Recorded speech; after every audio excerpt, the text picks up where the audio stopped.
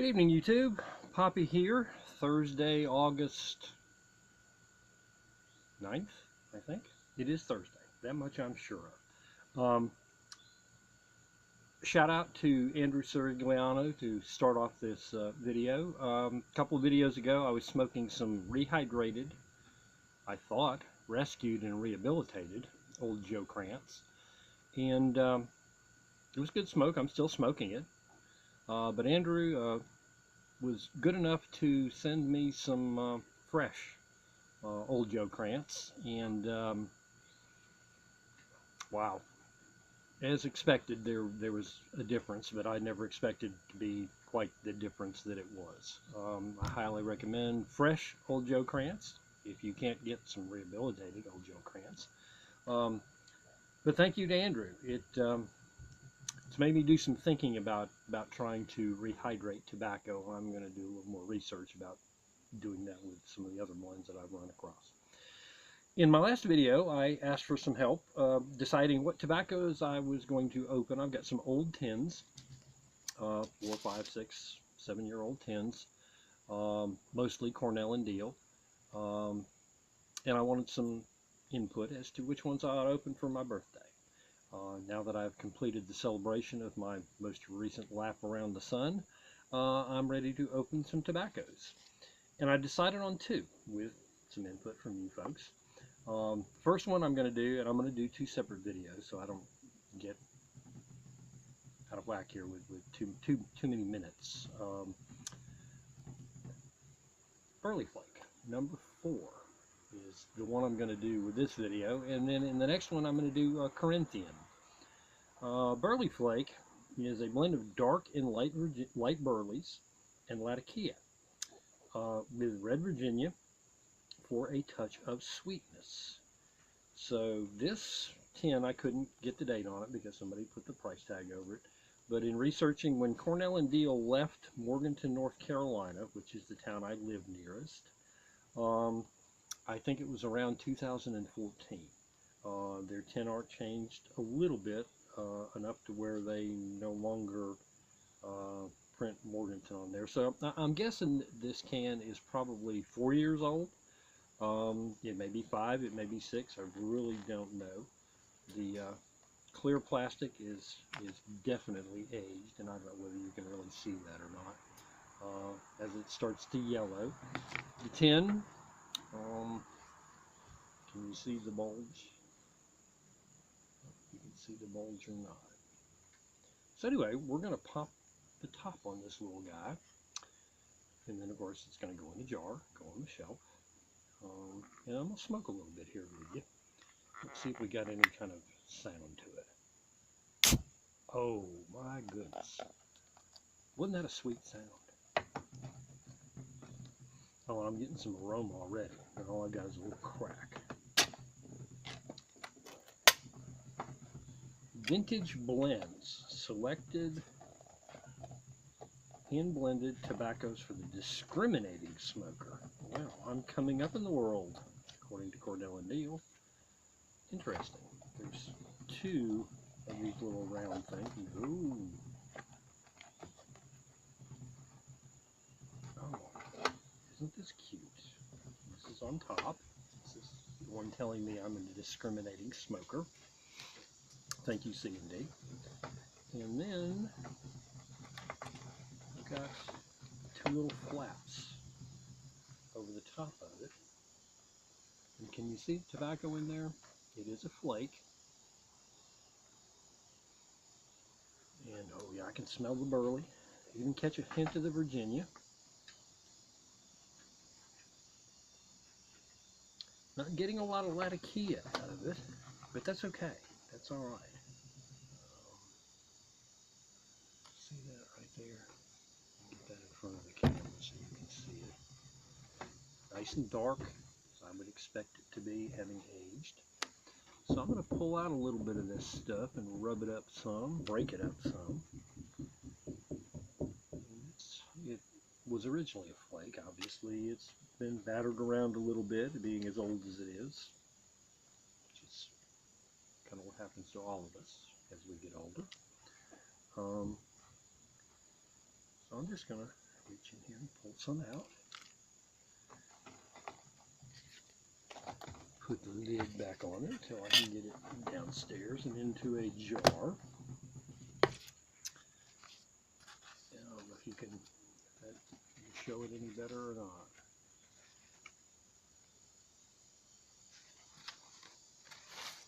So let's break this up. I'm going to put it into one of my trusty cobs.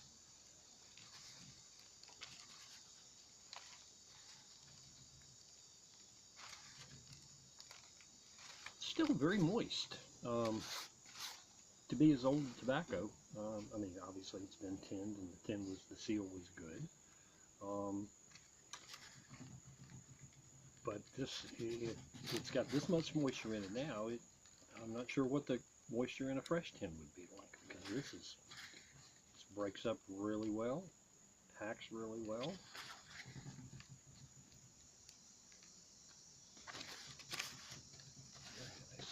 Very nice. Very nice.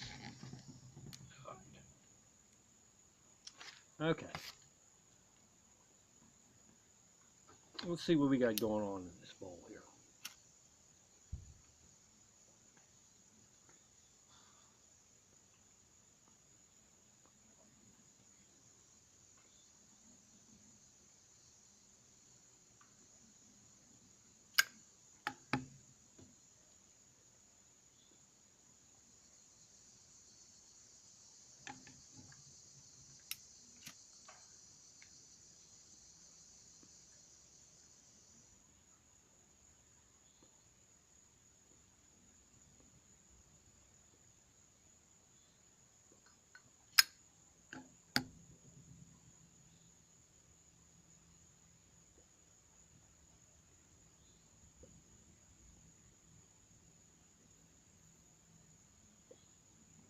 So what am I getting? Well, it's very smooth.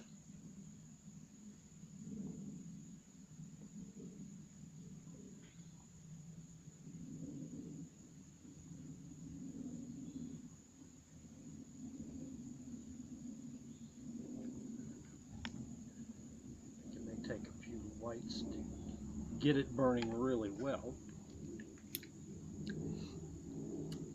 First note would be what you would expect, burley. I mean, light and dark burleys.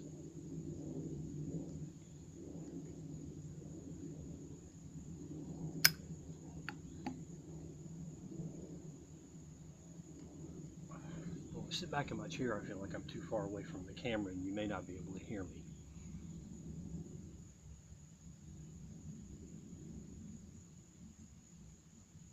It's smoky.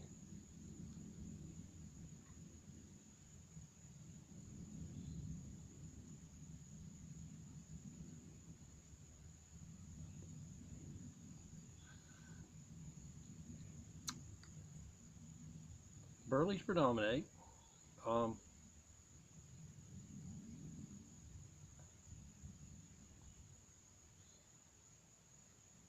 There's a little bit of that Virginia sweetness starting to come onto my tongue.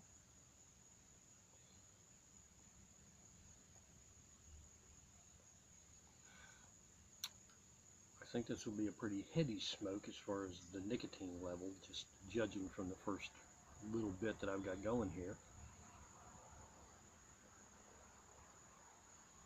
So I'll be careful with that.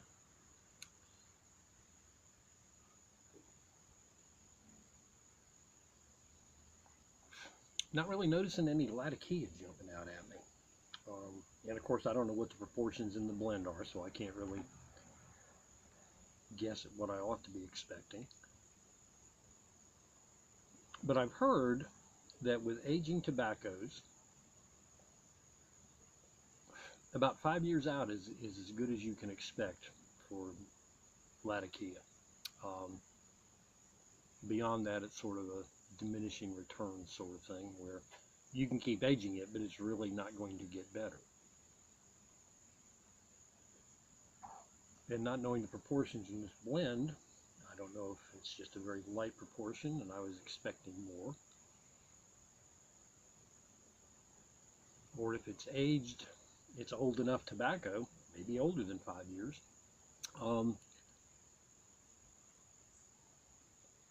where the Latakia is really just kind of a shadow of itself.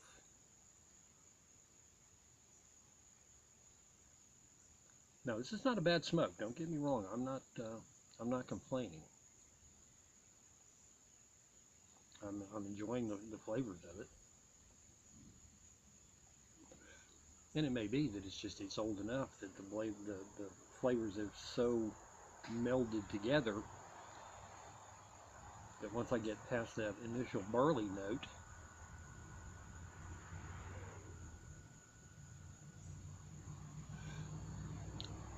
it all comes together in a really good smoke. Of course, what this means now is I'm going to have to go buy a tin of fresh Burley Flake number 4 so I can compare it.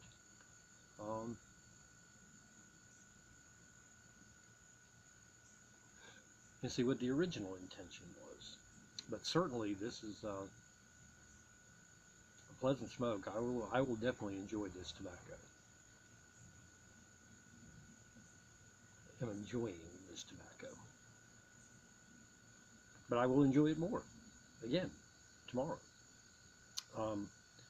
So anyway, that's really all I wanted to do. Let's let y'all know I did survive like I said, my last trip, most recent trip around the sun, and the celebration that went with it. And next video, I will crack open a tin of Corinthian. I hope to do that in the next day or two. And that's a Latakia blend. I'm not sure what else is in it, but we'll find out when we get that tin open.